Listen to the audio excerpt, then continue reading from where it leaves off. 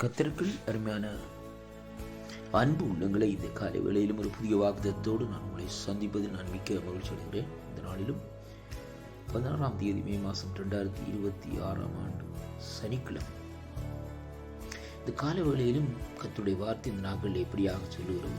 சங்கீதம் 119 அதிகாரம் 49 வசனத்தை வாசிக்க கேட்போமாயிருந்தால், நீர் என்னை நம்ப பண்ணின வசனத்துக்காக அடியேனே நினைத்தருளும், அதுவே என் சிறுமையில் எனக்கு ஆறுதல், உம்முடைய வாக்கு என்னை உயிர்ப்பித்தது என்று கர்த்தருடைய வார்த்தை இந்த நாட்களிலே நமக்கு சொல்லுகிறதை பார்க்கிறோம். அருமை பிள்ளைகளே, இந்த இடத்திலே 2 காரியங்களை குறித்து சொல்லப்பட்டிருக்கிறது. முதலாவதாக, நீர் என்னை நம்ப பண்ணின வசனம் என்று சொல்லி இந்த நாட்களிலே சொல்லப்படுகிறதை பார்க்கிறோம். அருமையான கர்த்தருடைய பிள்ளைகளே, நாங்கள் கர்த்தரை நம்புகிற வேளையிலே அவருடைய வார்த்தை இந்த நாட்களிலே பாருங்கள், நமக்குள்ளே இந்த நாட்களை கிரியை செய்யும். ஏனென்றால் அவர் வார்த்தையாக இருக்கிற தேவனாய் இந்த நாட்களில் இருக்கிறதை அங்கே சங்கீத புஸ்தகத்தில் இப்படியாக எழுதப்பட்டிருக்கிறதை பார்க்கிறோம். அருமை பிள்ளைகளே, அந்த வசனம் இந்த நாட்களிலே அவரை நம்பும்படியாக அந்த நாட்களிலே நமக்குள்ளே ஒரு புதிய ஒரு விசுவாசத்தை உருவாக்குகிறதை பார்க்கிறோம். கர்த்தருடைய பிள்ளைகளே, வசனத்தை வாசிக்கிற வேளையிலே கர்த்தர் அதை செய்வார் என்ற நம்பிக்கை நமக்குள்ளே இந்த நாட்களில் இருக்கும். சாதாரணமாக கர்த்தர் எனக்காக யுத்தம் செய்வார் என்று நம்முடைய நெருக்கத்தின் வேளையிலே நாங்கள் ஜெபம் பண்ணி சில வேளைகளில் சில காரியங்களை செய்கிற வேளையிலே அந்த காரியத்துக்காக கர்த்தர் நமக்காக யுத்தம் செய்து நமக்கு ஒரு வெற்றியை பெற்று தருவார். அதுதான் அந்த நம்ப பண்ணுகிற வசனம். அந்த வசனத்தின் மூலமாய் அவர் நம்மை நினைவு கூறுகிற தேவனாய் இருக்கிறார் என்று பார்க்கக்கூடியதாக இருக்கிறது. அந்த வசனம் என்ன செய்யுமா?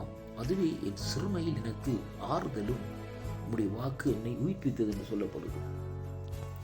என்னுடைய நெருக்கத்தின் மத்தியிலும் அந்த வார்த்தை எனக்கு ஆறுதலாக இருக்கிறது மட்டுமல்ல, உம்முடைய அந்த வார்த்தை என்ன செய்கிறதா?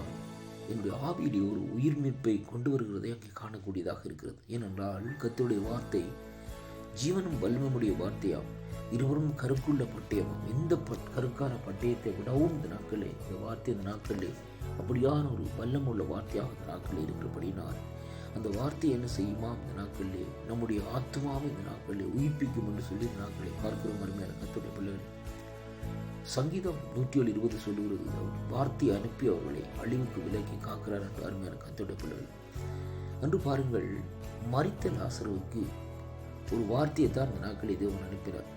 லாசருடைய சரீரத்திலே போய், மரித்த சடலத்திலே போய் கை வைக்கவில்லை.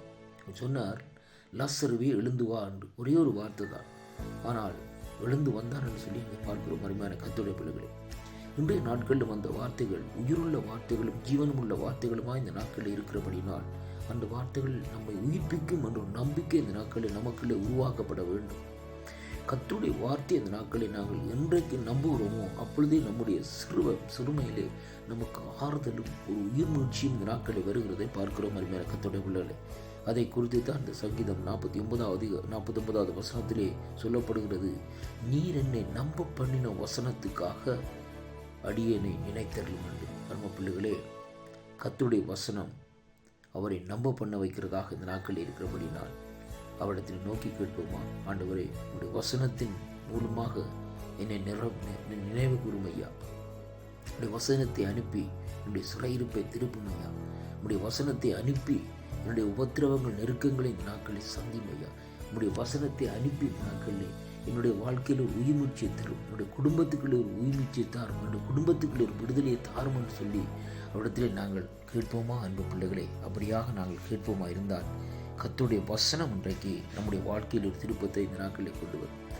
இந்த வார்த்தைகளை கேட்கிற அன்பு சகோதர சகோதரிகளே, நீங்கள் எந்த மதத்திலே இருந்தாலும் சரி, அல்லது இந்த நாட்களிலே யாரையாவது நீங்கள் ஆராதித்து இருந்தாலும் சரி, ஆனால் வேத அடிப்படையிலே கர்த்தருடைய வார்த்தை ஜீவனும் வல்லமும் உள்ளாக இருக்கிற வார்த்தையாக இருக்கிறபடினால் அந்த வார்த்தை உங்களுடைய வாழ்க்கையில் ஒரு திருப்பத்தையும் ஒரு மாற்றத்தையும் இந்த நாட்களிலே கொண்டு வரும். உங்களுடைய கவலைகள், துன்பங்கள், கஷ்டங்களை இந்த நாட்களை நீக்கி வார்த்தை இந்த நாட்களில் உங்கள் குடும்பத்தை கட்டி எழுப்பும். அப்படியானால் கர்த்தருடைய வார்த்தையை இந்த நாட்களிலே நம்புங்கள். இந்த நாட்களிலே இது ஒரு மதம் மாற்றம் அல்ல, இது இந்த நாட்களிலே ஜீவனுள்ள வார்த்தையின்படியே இந்த நாட்களில் நாங்கள் உங்களுக்கு இந்த நாட்களை அறிவிக்கிறோம்.